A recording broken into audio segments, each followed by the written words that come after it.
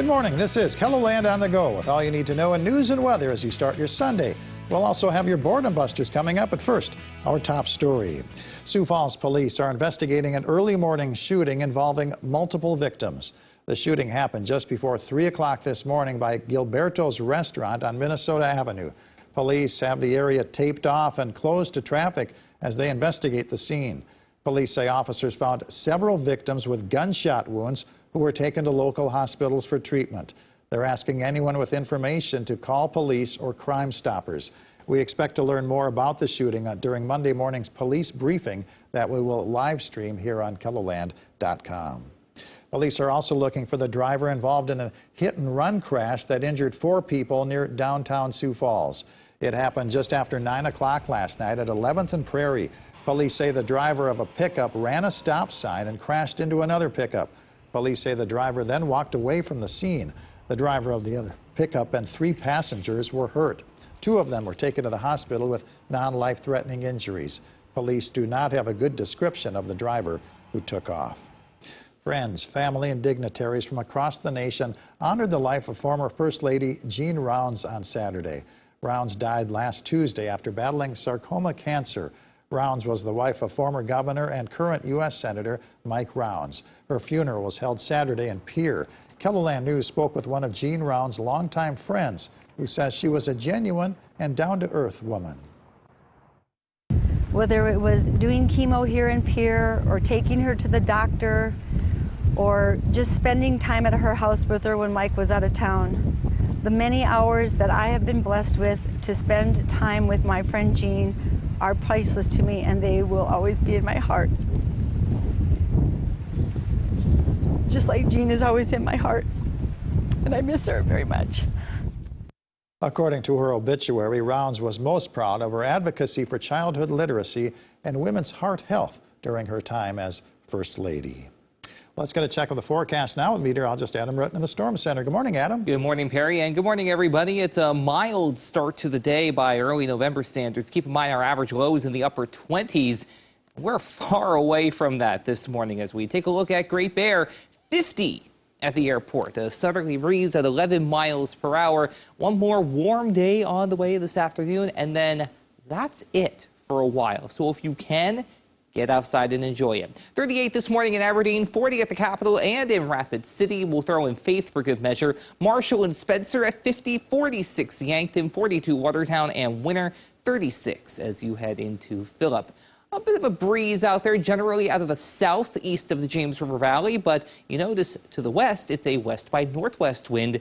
The latter takes over as a cooler air mass begins to come in later tonight into Monday. Until then, we have a very weak area of low pressure moving through. A lot of cloud cover at times, but not much else otherwise. That changes, though, as we have a couple of opportunities for unsettled weather. Not for everybody on Monday. More likely Wednesday into Thursday. There could be a couple of little extra factors we keep an eye on. We'll break down those details and show off the rest of the 7-day forecast, all coming up. All right, thank you very much, Adam. What was once a small bedroom community east of Rapid City is gearing up for an important addition to Ellsworth Air Force Base. The town of Box Elder expects to grow even larger with the arrival of the new B-21 bomber at the air base located next door. As Ellsworth grows in military stature, so does the population of Box Elder, now South Dakota's 12th largest town. Ayad KELOLAND looks into how Box Elder is preparing for the upcoming arrival of personnel connected with the new bomber and their families. Be sure to watch tonight at 10 on KELOLAND News. The Artist of the Plains Art Show and Sale wraps up today in downtown Sioux Falls. Works by 25 artists from across the region, including Augustana University students, will be on display and for sale at the Hilton Garden Inn from 10 a.m. to 3 p.m. Admission is free. This is the 40th year of the event, which is sponsored by the Center for Western Studies at Augustana University. American Legion Post 15 is hosting an all-you-can-eat pancake breakfast. Serving time goes from 8:30 to noon at the South Dakota Military Heritage Alliance in Sioux Falls. The cost is $6, $2 for children. Post 15 is also accepting donations for Boys State and Legion Baseball. East Nidaros Lutheran Church in Baltic is hosting a soup supper that includes tasty fall desserts. Serving time is from 4:30 to 6. The cost is a free will donation. The Sioux Valley Model Engineers Society is hosting an open house at their club building on the north side of the W.H. Lyon Fairgrounds. The free open house runs from 10 to 4. And enjoy pro football action on KELOLAND TV. Coverage starts at 11 a.m. Central Time with the NFL Today. That's followed by the Cleveland Browns at the Cincinnati Bengals at noon. Adam? Well, the day today is going to be a warm one. It'll be the last warm day for a while. So like I said a little bit earlier, enjoy it if you have the chance to do so. As we stay partly to mostly cloudy at first, but then we try and clear out later in the afternoon. If we get that to come around quicker, we're able to warm up a little bit more. If cloud cover is a little more stubborn, then temperatures do take a little bit of a hit. So keep that in mind. But this is what we're dealing with this morning. Just a lot of cloud cover and not much else. Bit of a breeze at times, but still not all that bad. And we're going to stay pretty quiet through the rest of the day and into the night for that matter. But as we head toward Monday, a few little showers do start to pop up. And until then, it's not just KELOLAND that's pretty quiet. Take a look at the lower 48. Unless you're out toward the Carolinas or in North Dakota and Montana, it's pretty good for the second half of the weekend. But then we keep an eye on the chance for some rain and a couple of snow showers, the latter toward the Black Hills, and then some rain tries to stream northeastward toward Pierre, Aberdeen, and into Watertown as well. From there, we watch the middle of the week, Wednesday into Thursday, for another low pressure system that's going to get its act together. Starting off mainly rain, but with cold air wrapping around on the back edge of this low, we could see some snow mixing into the equation at times.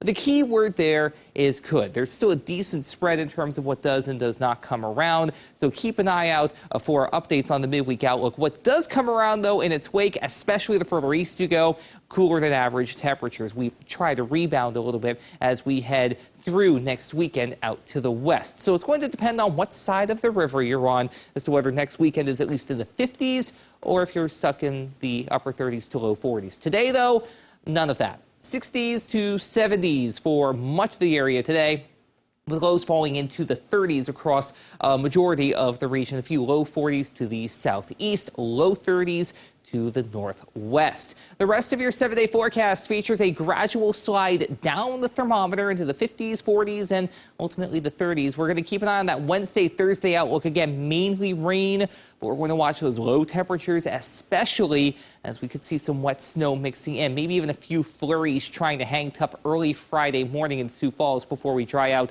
just in time for next weekend. Have a great day, everybody. For more on your local news, weather, and sports, you can always head on over to KELOLAND.com.